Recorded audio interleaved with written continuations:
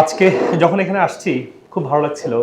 একটা সময় ছিল কোথাও খেতে গেলে সিঙ্গারা, চমোসা, তারপরে হচ্ছে যে পুরি এগুলো থাকবে, থাকবে দুধ চা।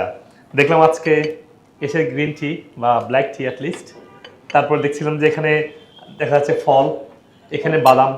স্টাডি থেকে দেখা যাচ্ছে যে আমরা যেটা জানতাম এখানে অনেক কিছু যদি কালেকশন না করি, রোগের যে মহামারীর দিকে আমরা এগোচ্ছি, এটা এক সময় গিয়ে মানে প্যান্ডেমিকে গিয়ে ঠেকতে যাচ্ছে। 5 জনের একজন ক্যান্সারে মারা যাচ্ছে অ্যাটলিস্ট। আমেরিকাতে আরও বেশি, হয়তো ভাবছেন আমেরিকা থেকে আসছেন ওখানে তো ক্যান্সার নাই, উন্নত বিশ্বে আরও বেশি। যদি দেখি যে পৃথিবীতে মানে মেডিসিন খেত, এই আইডিয়াটা ছিল একবারে বয়স্ক মানুষরা খেত। আমার বাবার বয়স 95, আলহামদুলিল্লাহ। এবং বাবা একদম শারীরিক কোনো রোগ ব্যাধি নেই। লবণ কমে গেছে, আপনি সাদা লবণটা বাদ দেন, পিঙ্ক সল্টটা খান। সাদা লবণ তো একটা লবণ, একটা বেড়ে গেছে, বাকিগুলো কমে গেছে। লবণ তো হচ্ছে 91টা আমাদের শরীরের, বলছি না? চোখের পানি, মুখের সালাইভা, ব্লাড, 91 সল্ট দিয়ে আমাদের এই ইলেকট্রিক সার্কিটটা কন্টিনিউ হয়। যখন আপনি পুরা লবণ সব ওয়ার্ল্ডকে বাদ দিয়ে একটা সাদা লবণে চলে আসছেন যেটা শুধু সোডিয়াম ক্লোরাইড, তখন আমাদের একটা আধিক্য দেখা দিচ্ছে। ওই আধিক্যটাই ব্লাড প্রেশারকে বাড়াচ্ছে, এবং ব্যালেন্স করতে পারলেই ব্লাড প্রেশারটা ব্যালেন্সে আসবে।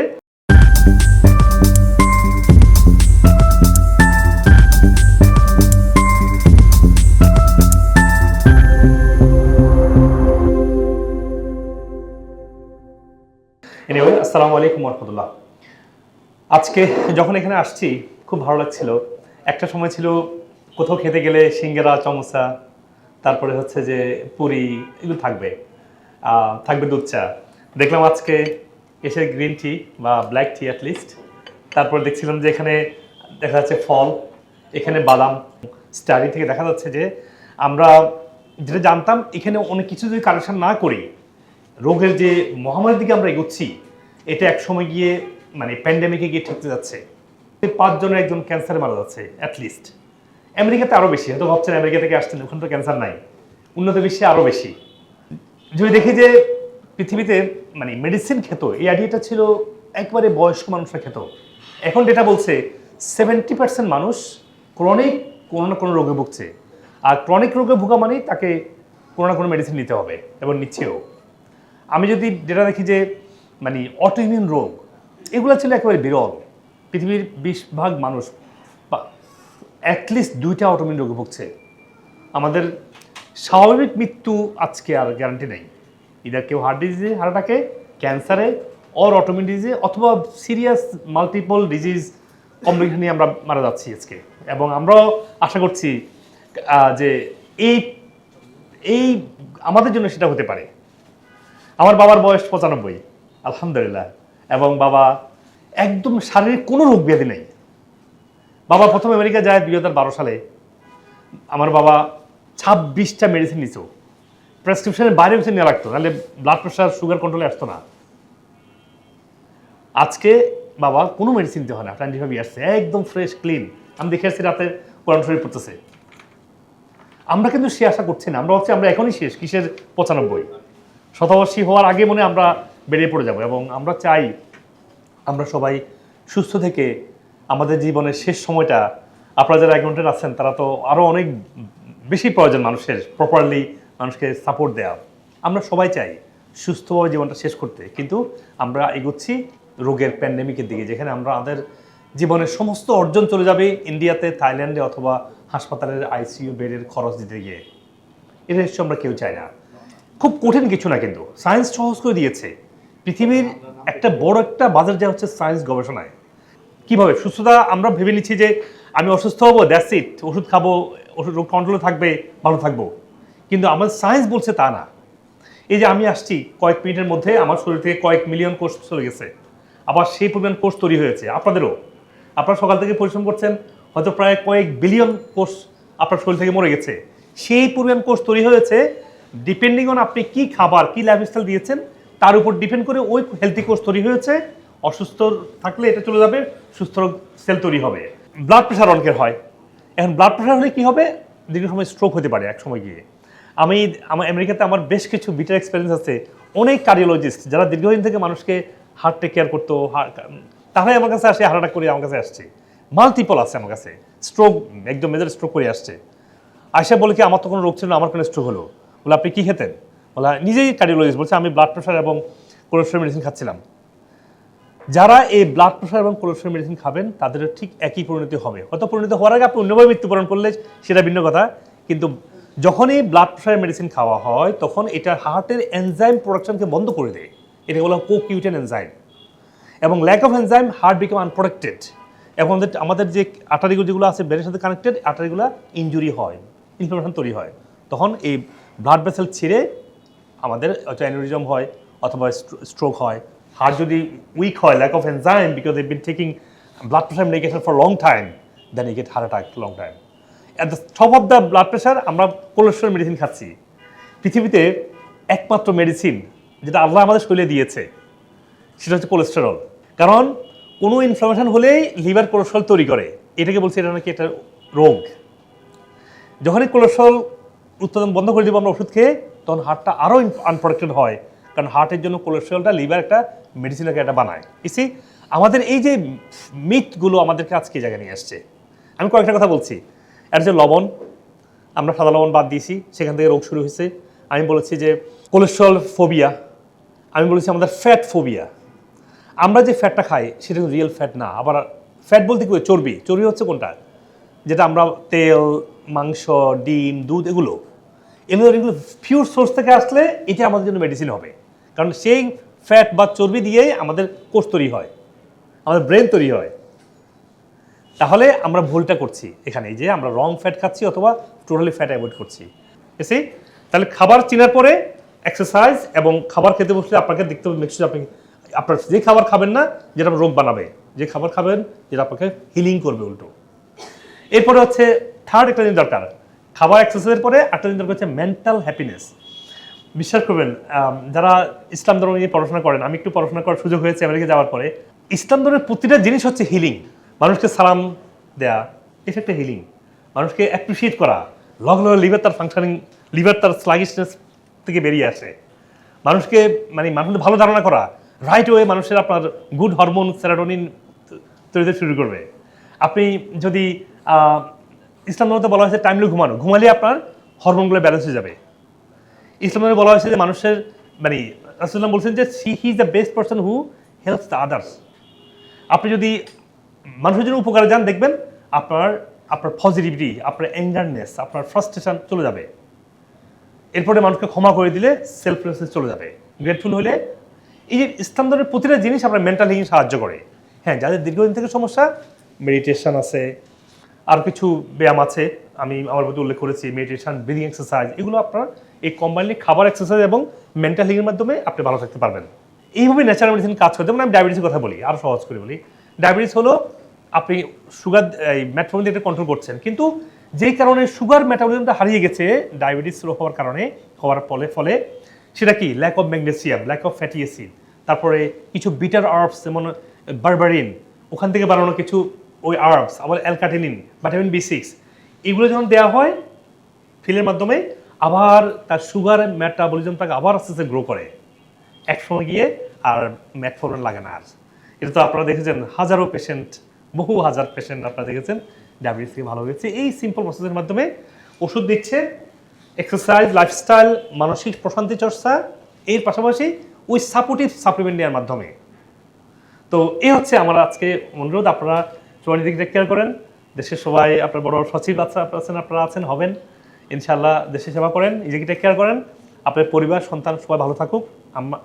আমার শুধু এইটুকুই আমার মিশন, এবং আপনাদেরকে যদি কোনো প্রশ্ন উত্তরের মাধ্যমে হেল্প করতে পারি আমি খুশি হব ইনশাআল্লাহ। আসলে আমার লাইফ স্টাইল আছে, আমি সকালে ভাত খাই, দুপুরে ভাত খাই, বিকেলে খাই, রাতেও ভাত খাই, বাচ্চা কোনো সমস্যা নেই। আমার দাদা দাদিরা তাই দেখেছে। আমার দাদি মারা গেছে আমার বাবার মতো, আলহামদুলিল্লাহ 100-এর উপরে বয়স হায়াত পেয়েছে। আমার দাদি তো 3 বেলা ভাতে খেয়েছে। আপনারা দেখেন আপনাদের দাদি কি খেয়ে 3 বেলা ভাত খেয়েছে না, নাকি আরো বেশি বেলা খেয়েছে? কোনো সমস্যা নাই, যদি আপনি তার উপরে সিঙ্গারা, চমচা, পোলট্রির মাংস, বাজারের ভোজ্য তেল যদি আপনি এই পয়জনগুলো ঢুকান, ওই ভাতটা আপনার জন্য ভালো কাজ করবে না। তবে ভাতটা যদি চেষ্টা করেন ঢেকি ছাড়া চাল নিয়ে আসতে, আর এর পাশাপাশি টক্সিন, পয়জন অ্যাড করা বন্ধ করেন। ভাত কিন্তু আপনার পুষ্টি পাচ্ছেন না, কিন্তু সেই জায়গাতে আপনার কাজ করতে হবে। আপনাকে পুষ্টি আনার জন্য এনাফ ফ্রুটস, এনাফ ভেজিটেবল, একটু চিকেন, গুড ল্যাম্ব, বিফ, এগুলো খেতে হবে। তাহলে আপনি কমপ্লিট পুষ্টি পাবেন, ভাত আপনার জন্য কোনো সমস্যা হবে না। আর রং খাবার দেওয়া যাবে না, তাহলে ভাত কোনো সমস্যা হবে? ভাত তো হচ্ছে ক্যালোরি, ক্যালোরি কি খারাপ হতে পারে? ক্যালোরি তো ক্যালোরি, এনার্জি। তো ডিপেন্ড করছে আপনি আর কি মিস্টেক করছেন কিনা এবং কোন ভাতটা খাচ্ছেন তার উপরে ডিপেন্ড করবে। ধরুন 1 বোতল তেলের দাম কত বাজারের? 500 টাকা। আপনার কি মনে হয় এটুকু তেল যেই পরিমাণ সবজি থেকে আনতে হবে সেই সবজির দাম 500 টাকা? কয়েক ট্রাক সবজি লাগে এইটুকু তেল আনতে হলে, এবং তার process, making, profiting, company surviving টাকা কোত্থেকে আসলো? তার মানে এটা ভেজিটেবল থেকে আসা ভোজ্য তেল না, এটা কেমিক্যাল দিয়ে বানানো এক ধরনের তেল। হয়তো একটা দুইটা পালং শাকের পাতা ছেড়ে দেয় আর কি, বা কি যেন কর্ন ছেড়ে দেয় আর কি এটার মধ্যে। মূলত এটা একটা পয়জনাস কেমিক্যাল। এটা যদি টেস্ট করা হয় পাওয়া যায় হচ্ছে বিষাক্ত ওমেগা, আসলে ওমেগা 6, যেটা আপনার শরীরে বিষক্রিয়া তৈরি করে, ইনফ্লামেশন তৈরি করে, আপনার লিভারকে ক্লগ করে, আপনার কিডনিতে ক্ষতি করে, দীর্ঘস্থায়ী ক্যান্সার করে। ব্লিচ এবং ডাই যে চকচক রং করা হয়েছে, এই ব্লিচ এবং ডাই যে ক্যান্সার তৈরি করে, এটা বহু আগে প্রমাণিত। আপনারা অনেকে এটা বিশ্বাস করবেন। তাহলে এই ভোজ্য তেলটা তেল না, তেলের মতো একটা সাবস্টেন্সেস মনে হবে। কিন্তু এখন বলতে পারেন তো সবাই তো খাচ্ছে, এটা তো সবাই তো খাচ্ছে, তাই না? সবাই খাচ্ছে, সবাই অসুস্থ হচ্ছে। পৃথিবীর তো কারো আজকে স্বাভাবিক মৃত্যু গ্যারান্টি নেই, আমরা হারিয়ে ফেলেছি। কেন? কারণ তো স্বাভাবিক খাবার খাচ্ছি না। বিকল্প উপায় হচ্ছে, যেটা বলছেন, বিকল্প উপায় হচ্ছে এই গত কয়েক বছর এসে গেছে আলহামদুলিল্লাহ, আমাদের চেষ্টা বলতে পারেন। সরিষার তেল বাজারে আসতো না, আমরা যদি এত মেসেজ দিয়ে এতগুলা ভিডিও না করতাম। এখন গত কয়েক বছরে দেশে এসে দেখছি বাজারে ঘানিতে বাংলা সরিষার তেল। হ্যাঁ, তারপরে কি বাজারে আসছে নারিকেল তেল। নারিকেল তেলতে মানুষ মাথা লাগাতো, প্যারাসুট, হ্যাঁ, প্যারাসুট তখন ভালো তেল মানুষ খায়। আমরা as much as you can আমরা খেতে বলি নারিকেল তেল। তারপর বাজারে আসছে কি যে কোনো সিড অয়েল। মনে রাখবেন যে কোনো পৃথিবীতে আল্লাহর দেয়া খাবারের কোনো খাবারই খারাপ না, কোনো তেলই খারাপ না। এখন আমরা নষ্ট করছি ওটাকে বলছি তেল, ওটা তেল ছিল না, আমরা তেল মনে করে খাচ্ছি বহুদিন থেকে। আর এখন কি আমরা এটার ভয় করে এখন কোনো কিছু তেল আসলে ভয় যাই। আমরা কি ক্যানোলা অয়েল খেতে পারবো? আমরা কি এই পিনাট অয়েল খেতে পারবো? কোনো কিছু তো খারাপ না যদি প্রসেসটা ঠিকমতো হয়। আমাদের সচিব সাহেব খুব ভালো একটা প্রশ্ন করেছেন যে দানাদার খাবারগুলা ইউরিক অ্যাসিড বাড়িয়ে দেয়, জয়েন্টে ব্যথা তৈরি করে, তাহলে এটা সমাধান কি? এটা একটা মিথ আর কি। আসলে দানাদার খাবার ইউরিক অ্যাসিড বাড়ায় না, ডালও বাড়ায় না, কোনো খাবারই কোনো কিছু বাড়ায় না। মনে রাখবেন, কোনো খাবার বাড়ায় না এক্সেপ্ট মেবি সুগার, যে ভাত এসে তাও বাড়ায় না। আপনি কি যারা মাঠে কাজ করে তারা কি ভাত খেলে সুগার বেড়ে যাচ্ছে? বাড়তেছে না। মানে স্ট্রেংথের উপরে, ফাংশনের উপর ডিপেন্ড করবে কোন খাবার আমাকে ইমপ্যাক্ট করবে কিনা। এখন ইউরিক অ্যাসিড কিসে বাড়ায়? ইউরিক অ্যাসিড বাড়ানোর জন্য কিন্তু আসলে দানাদার খাবার না। যাদের পেটে পিএইচ লেভেলটা মানে কমে যায় এবং অ্যাসিড লেভেলটা বেড়ে যায়, উল্টা আর কি মার্কারটা, ওই পিএইচ বেড়ে যাওয়ার কারণে, অ্যাসিড কমে যাওয়ার কারণে প্রোটিন ভাঙতে অসুবিধা হয়। কারণ প্রোটিন ভেঙে অ্যামাইনো অ্যাসিড তৈরি করতে আমাদের ভালো অ্যাসিডিক এনভায়রনমেন্ট প্রয়োজন হয়। যখন পেটে অ্যাসিড কমে যায়, যারা গ্যাস্ট্রিক ওষুধ খায় তারাই এই প্রোটিনটা ব্রেক করতে পারে না।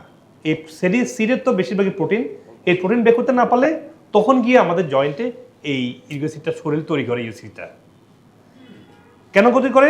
Because of the undigested protein শরীরে ফ্লো হওয়ার কারণে। যদি কোনো খাবার শরীর হজম করতে না পারে, ওই খাবারগুলা অনেক ক্ষেত্রে পেটের ছিদ্র করে ব্লাড স্ট্রিমে চলে আসে, তখন গিয়ে পেনগুলো বিভিন্ন জায়গায় পেন তৈরি হয়। অবশ্যই এই সমস্যাও পৃথিবীর অনেক মানুষ আছে, এখানে অনেকে আছেন যারা রোজুবা, যেটা স্টেরয়েড ড্রাগ এবং ব্লাড প্রেশার মেডিসিন এবং ব্লাড থিনার, যেটা মানে কাইন্ড অফ অ্যাসপিরিন জাতীয় খাচ্ছেন, এই তিনটা থেকে বেরোতে পারতেছেন না, বা ডাক্তার বলছে এটা সারা জীবন খেতে হবে। এটা খুবই দুঃখজনক মেডিকেল সায়েন্সের এই প্রটোকলটা। এখন আবারও বলছি, আমি মেডিসিনের বিরুদ্ধে না, কারণ আমি নিজে মেডিসিন করি, তো আমি ডক্টরেট, পোস্ট ডক্টরেট করেছি, আমার অনেক পাবলিকেশনও করেছি মেডিসিনের উপরে। আমার পিএইচডি পাবলিকেশন ছিল একটা ক্যান্সার ড্রাগের উপরে, মেইন পাবলিকেশনটা। তো মেডিসিনের বিপক্ষে কোনো কথা বলছি না, কিন্তু সায়েন্সের যে অ্যাপ্লাই করা হচ্ছে না সেটা আমাদের কথা বলতে হবে, সেটা নিয়ে আমরা কথা বলছি। আপনি দেখবেন কোলেস্ট্রল নিয়ে যেন আমি ভিডিও করেছি, এগুলো কয়েক মিলিয়ন, 6-7 মিলিয়ন ভিউ হয়, মানুষ লস্ট। ডাক্তার বলছে কোলেস্ট্রল মেডিসিন খেতে হবে, আমাদেরকে ছোটো হয়ে বড় হয়েছে, এটা একটা রোগ, তাহলে আমরা যাবো কোথায়? আমার তো স্বাস্থ্য নিয়ে আমাদের মানে সেফ জোনে থাকতে হবে। কিছু ডাটা বলি আপনি বুঝতে, ডাটাটা কি? যাদের হার্ট অ্যাটাক বা স্ট্রোক হয় অর্ধেকের বেশি মানুষ তাদের হার্ট অ্যাটাক স্ট্রোক হয় যাদের কোনো লক্ষণ থাকে না। আমার তামিম ইকবাল কোনো লক্ষণ ছিল তার? লক্ষণ ছিল না। ওয়ার্ল্ডের সবচেয়ে বড় নাম্বার 1 বডি বিল্ডার জো ফরম্যান হচ্ছে আপনার থাইল্যান্ডের মানুষ, থাইল্যান্ডে গিয়ে মারা গেছে, রাশিয়ান টিকটকার বডি বিল্ডার, অ্যানোরিজমে মারা গেছে, কোনো লক্ষণ ছিল না, মানে ব্লাড ভেসেল ফেটে মারা গেছে আর কি, অ্যানোরিজম। তারপরে পৃথিবীতে অর্ধেক হার্ট অ্যাটাক স্ট্রোক পেশেন্ট মানুষের মধ্যে কোনো লক্ষণ থাকে না, এবং বাকি অর্ধেক তাদের লক্ষণ থাকে, নিশ্চয় কোলেস্টেরল বেশি না, বাকি অর্ধেকের মধ্যে তারও অর্ধেক হচ্ছে তাদের কোলেস্টেরল, ব্লাড প্রেশার সবই নর্মাল। চিন্তা করছেন না জিনিসটা?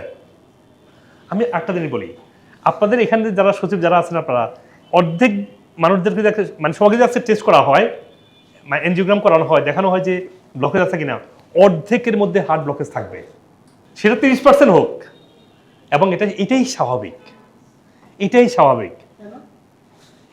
আমাদের যে কোনো হার্টের আর্টারির মধ্যে যখন কোনো ইনফ্লামেশন হয়, লিভার কোলেস্ট্রল তৈরি করবে টু ক্লিনজ দ্যাট। কোলেস্ট্রল ওখানে গিয়ে একটু অক্সিডাইজ হয়ে যায় ফ্রি রেডিক্যালের কারণে, ওখানে গিয়ে ওটা জমে যায়। এই জমা কোনো সমস্যা নেই, জমা ভাঙ্গা গড়া এটা নিয়ে এটাই স্বাভাবিক, এটাই স্বাভাবিক। এবং আপনি দেখবেন, হ্যাঁ আপনি দেখবেন বেশিরভাগ সময় হার্টের সমস্যা হয়েছে গেছে আপনার এখানে আপাতত ব্লকেজ আছে 30% 40%, এনজিওগ্রাম করলেই আপনার বেশিরভাগ ক্ষেত্রে এটা পাবেনই। আপনি যেটা দেখেন আপনি, এটাই স্বাভাবিক প্রক্রিয়া। হ্যাঁ অবাক পাইল না কেন? তার মানে অর্ধেকের মধ্যে একটুখানি ব্লকেজ থাকবে, এটাই স্বাভাবিক।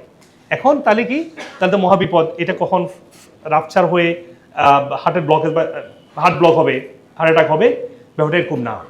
যেটা তাই বলে না, যেটা বলছে তাদেরই হার্ট অ্যাটাক স্ট্রোক হচ্ছে যাদের সব কিছু নর্মাল। আপনারা একটু বোঝার চেষ্টা করেন। এবং যারা নর্মাল না তাদেরকে নর্মাল ওষুধ দিয়ে রাখা হয়েছে। তার মানে হচ্ছে কোলেস্ট্রল যেমন ব্লকেজ তৈরি করে না, কোলেস্ট্রল তৈরি হচ্ছে মূলত লিভার তখন প্রয়োজন মনে করলে। আবার ব্লকেজ তৈরি হলে হার্ট অ্যাটাক হয় না, হার্ট অ্যাটাক তাদেরই হয় যাদের হার্ট ফাংশন করতেছে না। আমি তামিম ইকবালের হার্ট অ্যাটাক করার পর আমি একটা ভিডিও করেছি, তামিম ইকবালের কাজিন আছে আমার পেশেন্ট, তো সে চাইছি আর কি আমি জন্য, তো আমি ভিডিও করলে আমি পাবলিকলি করি, তো তখন করেছিলাম, দেখছেন মানে অনেক মিলিয়ন মানুষ দেখেছে এটা। তো তাদেরই হবে যাদের হার্টের সমস্যা, নট ব্লকেজ আসছে ওর কোলেস্ট্রল হাই ওর blood pressure, yes blood pressure high is a problem, এবং যেটা তাই বলে। তার মানে আপনার হার্ট কেমন ফাংশনিং আছে তার উপর ডিপেন্ড করে আপনার হার্টের নিয়তি বা হার্টের সমস্যা হবে কিনা। আপনার কোলেস্ট্রল বেড়েছে, এটাকে সিম্পল কিছুতে কোলেস্ট্রলের ব্যালেন্স রাখা যায়। ব্লাড থিন হয়েছে, ব্লাড ঠিক হয়েছে, আপনি ব্লাড থিন করুন, এই যে টুরমেরিক, এই গ্রিন টি, এই যে নারকেল তেল, এটা তো ব্লাডকে থিন করে। ওমেগা মাছ থেকে, তেল থেকে সাগরের মাছ খান, ব্যাস এগুলোই এনাফ আপনার ব্লাডকে থিন করার জন্য। আর কোলেস্ট্রল হয়েছে, কোলেস্ট্রল কেন লিভার তৈরি করছে? আপনার ইনফ্লামেশন। তাহলে আপনার সেই ইনফ্লামেটরি কমানোর জন্য আপনার এক্সারসাইজ, ঘুম, প্রসেস খাবার না খাওয়া, অ্যাপল সাইডার ভিনেগার খাওয়া, খাবারের আগে যাতে খাবারটা ভালো করে হজম হয়, এই বেসিক ইউজের মাধ্যমে আপনার ইনফ্লামেশন কমে যাবে। লবণ কমে গেছে, আপনি সাদা লবণটা বাদ দেন, পিঙ্ক সল্টটা খান। সাদা লবণ তো একটা লবণ, একটা বেড়ে গেছে, বাকিগুলো কমে গেছে। লবণ তো হচ্ছে 91টা আমাদের শরীরের, বলছি না, চোখের পানি, মুখের সালাইভা, ব্লাড, 91 সল্ট দিয়ে আমাদের এই ইলেকট্রিক সার্কিটটা কন্টিনিউ হয়। যখন আপনি পুরা লবণ সব ওয়ার্ল্ডকে বাদ দিয়ে একটা সাদা লবণে চলে আসছেন যেটা শুধু সোডিয়াম ক্লোরাইড, তখন আমাদের একটা আধিক্য দেখা দিচ্ছে, ওই আধিক্যটাই ব্লাড প্রেশারকে বাড়াচ্ছে। এবং ব্যালেন্স করতে পারলে ব্লাড প্রেশারটা ব্যালেন্সে আসবে। পিঙ্ক সল্ট, সাগরের লবণ, আর সবুজ শাকসবজি ফ্রেশ খেলেও, সালাদ খেলেও লবণ, ওটার মধ্যে লবণ পাওয়া যায়, ওটাও আমাদের লবণটাকে ব্যালেন্স করে। স্পেশালি সাউথের লোকজন, তারা কি, তারা ভিগান, তারা টুরমেরিক, তারা তারপরে কি যেন, তারা নারিকেল তেল, এই রসুন, দই এগুলো খায়। একটা জিনিস আপনারা করতে হবে, সেটা হচ্ছে আমাদের হলুদের চা খাওয়া, গোল্ডেন স্পাইস বলা হয় যেটাকে, হলুদের চা খাওয়াটা আপনারা একদম অভ্যাস করে ফেলেন। কেন হলুদ নিয়ে মেডিকেল সায়েন্স অনেক গবেষণা করেছে, শুধু ইনফ্লামেশন না, দীর্ঘদিন থেকে ক্যান্সার থেকে প্রতিরোধ করা, আপনার শরীরের স্কিন ভালো করা, আপনার এনার্জি নিয়ে আসা, ব্রেন ইনফ্লামেশনকে কমানো, এই সব কিছুর জন্য আপনার টুরমেরিকটা কাজ করবে, ব্লাড প্রেশার তো ব্যালেন্স করবে। শেষ করছি, আমি তো হাঁটতে বললাম যে আমি তো কোলেস্ট্রল বললাম, আমি বললাম যে ব্লাড থিনার বললাম, এখন বলছি ব্লাড প্রেশারের কথা বলছি। হ্যাঁ, তো এরপরে হচ্ছে শরীরের ব্লাড প্রেশারকে আরো বাড়িতে হার্টটা উইক হলে। এন্ড হার্ট উইক কেন হয়? আমরা হার্টে আমাদের শরীরের 80% এনার্জি আসে হার্ট থেকে, যেটা মাইটোকন্ড্রিয়া বলা হয়। সব 80% ধরে রাখে হার্টের মধ্যে, এত পাওয়ারফুল একটা অর্গান যেটা শক্তি এনার্জি তৈরি করে। এখন আমরা যদি রং খাবার খাই হার্টটা উইক হয়ে যাবে, হার্ট ইনফ্লুয়েন্স বেড়ে যাবে। রং খাবার মানে কি? এই ভাজা পোড়া। রং খাবার হচ্ছে যে কোনো ধরনের প্রসেস খাবার, যে কোনো ধরনের ভোজ্য তেলগুলো, আমাদের যেই খাবারগুলো আমাদের কেমিক্যাল অ্যাড করা, ওগুলো আমাদের বাদ দিতে হবে। তখন হার্ট ইনফ্লুয়েন্স কমে গেলে প্রপার হেলদি ফ্যাট, মিনারেল, শাকসবজি, ফলমূল খেলে হার্ট ভালো থাকবে। তাহলে আপনার একসঙ্গে গিয়ে ব্লাড প্রেশার থাকবে না। লবণের ব্যালেন্স নিয়ে আসা, ইনফ্লামেশনকে ব্যালেন্স করা, আর হেলদি খাবার খাওয়া, ও এক্সারসাইজ কিন্তু পাওয়ারফুল। এটা দেখেন আগের যুগে মানুষ কিন্তু অনেক হাঁটতো চলতো, আমরা কিন্তু একদমই হাঁটি না। তো যেহেতু হাঁটি না, আমাদের নিয়ম করে আমাদের একটা ব্যায়াম করতে হবে, নাহলে আমাদের শরীর চলবে না। বডি তো এইভাবে না। বডি হচ্ছে যে ইমিউন সিস্টেমকে ভালো রাখার জন্য মানে বডিকে একটু অর্ডে দিতে হয়। অড মানে হচ্ছে যে রোদ, বৃষ্টি, ঝড়। ইসলাম সামনে একটা ইয়ে আছে যে রোদে যাওয়া সুন্নত, কেন সরি বৃষ্টিতে ভিজে সুন্নত, কারণ কি এটার মধ্যে হিলিং আছে। হ্যাঁ, বৃষ্টিতে গেলে শরীর এটার বিরুদ্ধে একটা তার প্রতিরোধ ব্যবস্থাকে অ্যাক্টিভেট করে। আমাদের কি আর্মি, নো, ওরা কি মাঝে মাঝে প্র্যাকটিস মার্চ করে না, মাঝে কি ট্রেনিং করে না, প্র্যাকটিস ট্রেনিং বা কি যেন একটা আছে না, ওই যে মহড়া দিতে হয় কেন? To practice. তো আমাদের শরীরকেও ডেলি যদি আমরা মহড়া না দিই, ট্রেনিং না করা, ওয়ার্ম আপ না করাই, আমাদের শরীর চলবে না। যে কেমিক্যালগুলো দেওয়া হয় শাকসবজির মধ্যে, এটা এটা এটা অনেকটাই আপনি একটু ওয়াশ করলে টলারেবল, একটু ইউজ করলে, একটু ওয়াশ করলে, ভিনেগার দিয়ে একটু ওয়াশ করলে এটা চলে যায়। সেটা হচ্ছে এই চিকেনের মধ্যে আসা প্রচুর স্টেরয়েড এবং অ্যান্টিবায়োটিক। এটা এসে বলে কি খাবার হজম হয় না, এটা খেলে হয় কি কনস্টিপেশন।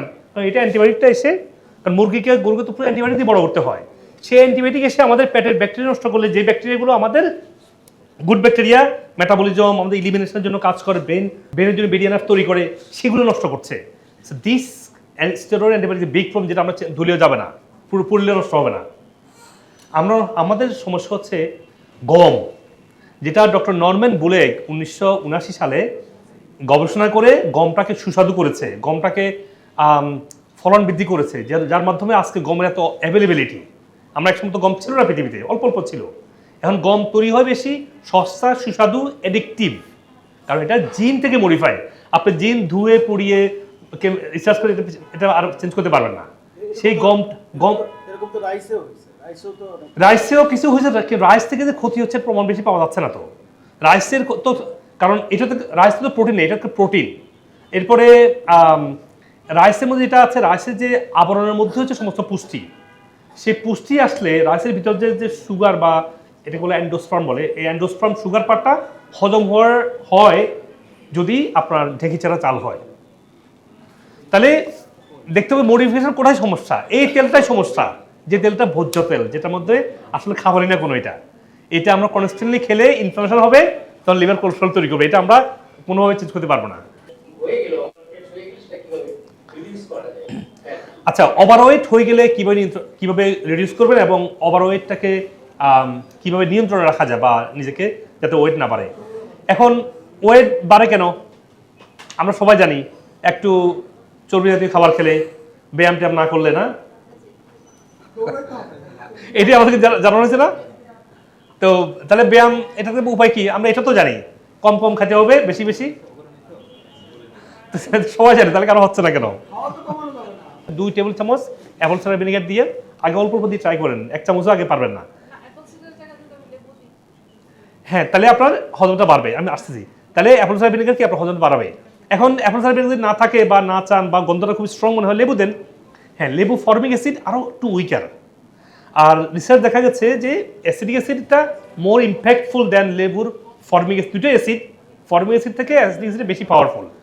আরেকটা কি, অ্যাপল সাইডার ভিনেগারের মধ্যে শুধুমাত্র অ্যাসিড না, এটা হচ্ছে ব্যাকটেরিয়া, যে ব্যাকটেরিয়াগুলো অনেক ভিটামিন তৈরি করে রাখছে আপনার জন্য।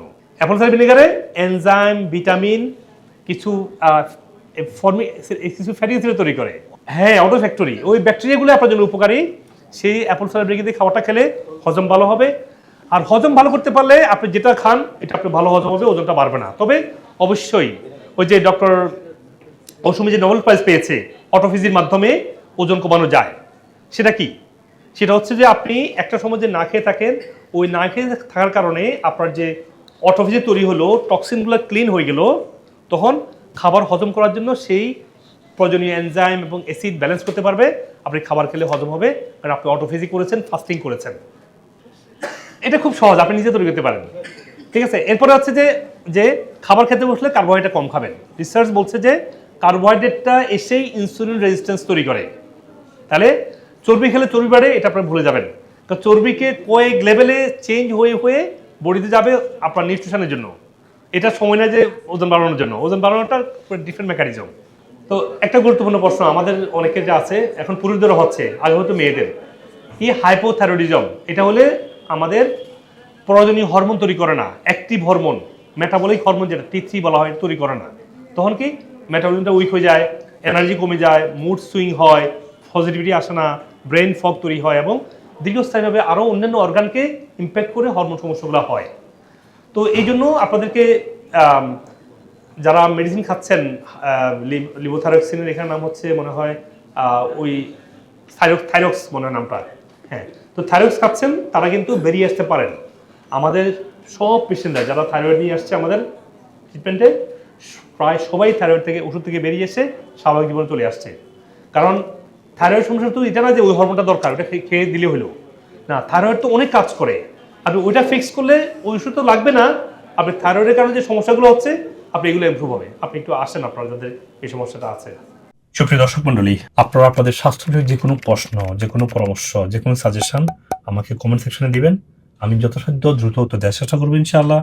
আপনাদের পরামর্শ অনুযায়ী আমি পরবর্তী ভিডিও এবং টপিক ঠিক করতে পারবো। মনে রাখবেন, আপনাদের দোয়ায়, ভালোবাসায় এবং পরামর্শে আজকে আমি ডক্টর মুজিবুল হক আপনাদের সবার তো কাছাকাছি আসতে পেরেছি এবং সবার জন্য স্বাস্থ্য বিষয়ক উপকারে ভিডিওগুলো করতে পেরেছি। আপনারা ভিডিওগুলো সবাইকে দিবেন, যাতে করে আমার এই ভালো কাজের অংশীদার আপনারাও হতে পারেন ইনশাআল্লাহ।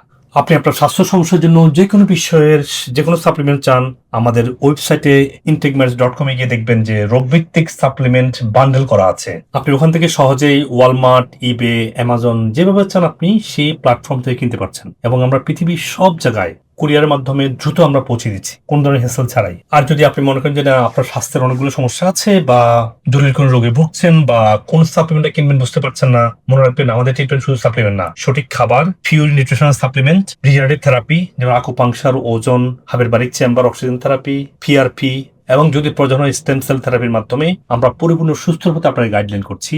এবং আপনি পৃথিবীর যে কোনো প্রান্ত থেকেই আমাদের যে কোনো ব্রাঞ্চে, সেটা বাংলাদেশে হোক, আমেরিকাতে হোক, যে কোনো ব্রাঞ্চে আপনারা আসবেন, আমেরিকা থেকে ট্রেন এবং আমার ট্রিটমেন্টটা পুরোপুরি ট্রেন হয়ে তারা আপনাকে এই ইন্টিগ্রেটিভ পদ্ধতি চিকিৎসাটা দিচ্ছে, যেটা খাবার দিয়ে শুরু হয়। রোগভিত্তিক খাবারের গাইডলাইন আছে, সব রোগের জন্য একই ডায়েট না, একটা রোগের সাথে আপনার আরেকটা রোগের সম্পর্ক আছে। ধরুন আপনার কোথাও ইন্টেস্টাইনাল রোগ হলো, রোগটা আসলে আপনার ব্রেন, ডাইজেশন এবং লিভার সাথে সম্পর্কিত। তো যে কোনো সমস্যা আপনাকে এই হোলিস্টিক পদ্ধতিতে সুস্থ হওয়া দরকার হয়। আপনার একটা ওষুধ দিয়ে রোগটাকে সাপ্রেস করা খুবই সহজ, কিন্তু ডিপ রুট থেকে হিলিং হওয়ার জন্য আপনাকে সার্টেন টাইম প্রয়োজন হয়। কারণ ফার্স্টে ক্লিনজিং বা ডিটক্সিং, তারপর এটাকে হিলিং, তারপর এটাকে মেনটেনেন্স, এই তিনটা ফেজে আপনাকে সুস্থ হতে হবে। সেই জন্য শুধু আসলেন, এসে একটা প্রেসক্রিপশন নিয়ে গেলেন, সেটাও কিন্তু ট্রিটমেন্ট না। আবার আপনি আমার যদি মিনিমাম 2 years, না পারলে 1 বছর, অ্যাটলিস্ট 6 মাস কনস্ট্যান্ট ফলো আপ থাকবেন, দেখবেন যে কোনো রোগ থেকে যেভাবে আজকে সায়েন্স ডিসকভার করছে যে রুট কজ থেকে সুস্থ হওয়া সম্ভব, এবং যেটা আমাদের নবী করিম সাল্লাল্লাহু আলাইহি ওয়াসাল্লাম বলে গিয়েছেন। সেজন্য আমরা বিশ্বাস রেখে আমাদের হাজার হাজার পেশেন্টের সাকসেস আপনারা দেখেছেন, সাকসেস গুলো দেখে আমাদের সাথে কনস্ট্যান্ট ফলো আপ থাকবেন 6 মাস, 1 বছর বা 2 বছর। এতে করে কি হবে, আপনি 24/7 আপনাকে 24 ঘন্টা আপনি ডক্টরের সাপোর্ট পাচ্ছেন। আমাদের কল সেন্টার 24 ঘন্টা ওপেন আপনার জন্য। যে কোনো সমস্যা আমাদেরকে জানাতে পারেন, ইন পার্সন আসতে পারেন যে কোনো ব্রাঞ্চে। আর হয়তো বা আপনার কিছু ফাংশনাল মেডিসিন টেস্টিং সিস্টেম আছে, আপনার স্টুল, আপনার গাট, আপনার ইউরিন, আপনার ব্লাড, আপনার নিউট্রিশন লেভেল, এগুলা টেস্টিং এর জন্য অ্যাটলিস্ট 10টা মেজর টেস্টিং আছে। ওই টেস্টিং গুলো আপনি করবেন, ডক্টর আপনাকে বলবে যদি প্রয়োজন হয়। আপনি যেখানে থাকেন এটা আপনাকে টেস্টিং কিটগুলো বাসায় পৌঁছে দেওয়া যায়, আপনি ঘরে ঘরে টেস্টগুলো করতে পারেন। আপনার দেখতে পারেন আপনার স্টুল, আপনার ইউরিন, আপনার ব্লাডের নিউট্রিশন লেভেলটা কেমন আছে, এগুলো আপনাকে ঘরে বসে আপনার স্পেসিমেনটা দিলে ল্যাব আপনাকে টেস্ট করে আপনাকে রেজাল্টটা পাঠিয়ে দিবে। ডক্টর আপনাকে ভার্চুয়ালি হোক, ইন পার্সন হোক, আপনাকে ইভ্যালুয়েট করবে। আর আপনি আমাদের যে কোনো সেন্টারে আসলে দেখবেন আমরা যে খাবারের কথা বলছি সেই খাবারটা আমরা আপনাকে রান্না করে খাওয়াই দেখাচ্ছি। আমরা রোগভিত্তিক খাবার যে চেঞ্জ হয় ভেরি করে, সেটা ডায়াবেটিসের জন্য একটা, যেমন কিডনির জন্য একটা খাবার, ক্যান্সার পেশেন্ট একটা খাবার, সেই খাবারটা আপনার দেখে বুঝে বাসায় গিয়ে প্র্যাকটিস করতে পারবেন। আবার বাসায় গিয়ে রং খাবার খেলে হবে না, আপনাকে ফাংশনাল ফুড খাওয়া লাগবে। পিওর ফর্মেটে যেটা আছে, আপনার ঘি, নারিকেল তেল, ঘানিতে ভাঙা সরিষার তেল, ডেকে চাটা ব্রাউন রাইস, এই সবকিছুই, এবং পার্সোনাল কেয়ার যেগুলো আছে, যেমন শ্যাম্পু, সাবান, ডিওডোরেন্ট, টুথপেস্ট এগুলো ন্যাচারাল হওয়া লাগবে। এগুলো না হলে দীর্ঘস্থায়ী অনেক রোগ তৈরি হবে। তো ওগুলো আমাদের ইনটেকমেন্টস ন্যাচারালের মাধ্যমে, আবার ইনটেকমেন্টস.com এ এগুলো আপনার সহজে যে কোনো জায়গা থেকে কিনতে পারতেছেন। কারণ আপনি বাড়ির সত্যিকার ন্যাচারালটা পাচ্ছেন না বলেই আমরা পিওর ফর্মের ন্যাচারালটা আপনাদের জন্য নিয়ে এসেছি। আর যারা আপনারা আমাদেরকে এডুকেটেড করতে চান, সেক্ষেত্রে আপনারা আমার বইগুলো পড়বেন। আমার বই সবগুলো অ্যামাজনে পাবলিশ করা আছে, সেন্টারগুলোতে হার্ড কপি আছে। আমি যদি আমেরিকাতে আছি, বাংলাদেশে আমার নামে অনেক পেজ তৈরি করে অনেক রং ভিডিও বানায় আমার বিরুদ্ধে। আর আমেরিকাতে বসে আমাদের এগুলো কন্ট্রোল করা সম্ভব না। সেজন্য আপনার পেজগুলো অ্যাভয়েড করে আপনারা আমাদের পেজে এসে আমেরিকার নাম্বার 1 সাপ্লিমেন্ট, সত্যিকারের ডক্টর গাইডলাইন এবং এভিডেন্স বেস হেলথ টিপস গুলো আপনি এখানে পাবেন ইনশাআল্লাহ। এই জন্য লাইক, সাবস্ক্রাইব করে রাখুন এখনই, যাতে করে আপনি প্রতারিত না হন। আল্লাহ হাফেজ। আসসালামু আলাইকুম ওয়া রাহমাতুল্লাহি ওয়া বারাকাতুহু। ডায়াবেটিস ছিল, আমার প্রেশার, হাই প্রেশার ছিল, ঠিক আছে। আমার রক্তে কোলেস্টেরলের মাত্রা মানে অনেক আছিল, মানে বিশেষ করে আমার পেটের, আমার কোলনে প্রচণ্ড ধরনের কোষ্ঠকাঠিন্য আছিল, মানে পেট ঘুইরা গ্যাস হইতো, প্রচুর গ্যাস। মানে গ্যাস্ট্রিকের জন্য আমি 19 বছর আপনার বাংলাদেশের যত ট্যাবলেট আছে একদম লাস্টে 40 দিয়ে মানে ইমোপ্লাজল, ইসোপ্লাজল যা আছে, আইপিএস এগুলো যা আছে সব খাওয়া শেষ। ডায়াবেটিস, প্রেশার, আল্লাহর রহমতে কিছুই নাই, আমি কোনো ওষুধ খাই না এখন। আমার তো অনেকগুলো রোগ ছিল আমার, যেমন ডায়াবেটিক, তারপর প্রেশার, গ্যাস্ট্রিক ছিল, আরো বিভিন্ন সমস্যা হতো আর কি। পরে দেখতেছি যে আমার ডায়াবেটিস, ইনসুলিন নিচ্ছি, দিনে দিনে ইনসুলিন নেওয়ার পরেও কন্ট্রোল হচ্ছে না। দিন যাচ্ছে, আমি বাড়াচ্ছি ইনসুলিন, আবার তাও কন্ট্রোল হচ্ছে না। ডাক্তারের দেখালাম এখানে, উনি আমাকে বললো যে আপনি এখানে 7 দিন থাকেন। আমার 3 দিন পরের থেকে আমি ডায়াবেটিসের ইনসুলিন বাদ দিয়ে দিলাম। 3 দিন পর থেকে মোটামুটি কন্ট্রোলে চলে আসলো, ইনসুলিন ছাড়াই। তারপরে 5 দিন 7 দিন পরে প্রেশারের ওষুধ বাদ দিলাম, তারপরে ডায়াবেটিসের ওষুধ বাদ দিলাম। আমি এখন আর ওইসব কোনো ওষুধ খাচ্ছি না। আমার এখন প্রেশার, ডায়াবেটিস, তারপরে গ্যাস ছিল, গ্যাস, এগুলো সবই ভালো আছে। আর যে এনার্জি লেভেলটা, আমার মনে হতো যে আমার শরীরে কোনো শক্তিই নেই, মানে উঠে দাঁড়াতেও ইচ্ছা করতো না। প্রচুর রকম এনার্জি পাইলাম। আমার পায়ের ব্যথা, যেটা কোমরের ব্যথা, যেটা যে দাঁড়ায় থাকলে 5 মিনিট অবশ্যই যেতাম, আমি আজকে যখন আসছি 40 মিনিট বাসে, 40 কি 1 ঘন্টার মতো বাসে দাঁড়িয়ে আসছিলাম, আমার পায়ে আর অবশ হয় না। আমার যে হাতের যে জয়েন্ট গুলা, আমি সবসময় এমন করতাম, মানে এগুলো ব্যথা করতো, আমার এগুলো ব্যথা হয় না। না, আমার পা যেমন আগে আমি এখান থেকে যদি উঠি এভাবে ধরতাম, আর ডাক্তার বলতে সবসময় আপনি বেল্ট পরবেন। হ্যাঁ, হাঁটতে গেলেও বেল্ট পরতে বলছে, আর বেল্ট ওইভাবে রাখা আছে, আমার কোনো বেল্ট পরতে হয় না। আমার যে পিএলআইটি যেটা বলে কোমরের, যেটা অপারেশন করতে বলছিল স্যার, সেটা অপারেশন করতে হবে না, আমার ব্যথাই নেই, অপারেশন করবো কেন? মানে আমার আগে যাদের সমস্যা ছিল মোটামুটি আমি বলবো 90% ভালো হয়ে গেছে। আমাদের ডায়েটটা ফলো করেছেন না, আর লাইফস্টাইলটা ফলো করেছেন। জি জি, 20 বছর আরো আগে থেকে আর কি 20 বছর তারপরে ধরছি যে গ্যাস্ট্রিকের পেনে, বুকের ব্যথা কোনো অবস্থাতেই কমে না। 2012 সনে এমন আমার অবস্থা হয়েছে, আমি স্কয়ার হসপিটালে ভর্তি। তারপরে ওই আপা আমাকে বাসায় গেলাম, দেখলাম একটা যে লিঙ্ক পাঠাইছে, লিঙ্কে দেখলাম যে স্যারের নাম, তা আমি খুঁজলাম, আমি টিভিতে সার্চ দিলাম, একের পর এক দেখতে দেখতে আমি সেদিন থেকে একটা কোলেস্টেরল ওষুধ খেয়েছি। না না না, আমি বাদ দিয়েছি। স্যার আপনি বলছেন যে কোলেস্টেরল ওষুধ খেলে আমি ট্রিটমেন্ট করব না, আমার ইচ্ছা আছে আপনার এখানে ট্রিটমেন্ট করার। তারপরে ইউটিউবে পাচ্ছি একের পর এক, একের পর এক। আমি এত ভালো হয়ে গেছি, এত ভালো হয়ে গেছি। সকালে লেবু, পুরা একটা বড় একটা লেবু চিপড়ে খাই। স্যার বলছেন যে অর্ধেক লেবু খেতে, যাদের আলসার গ্যাস্ট্রিক আছে। আমি পুরাটাই খাচ্ছি, আর সমস্যা হচ্ছে না না না, আলসারের কোনো নাম গন্ধও নাই, না নাম গন্ধ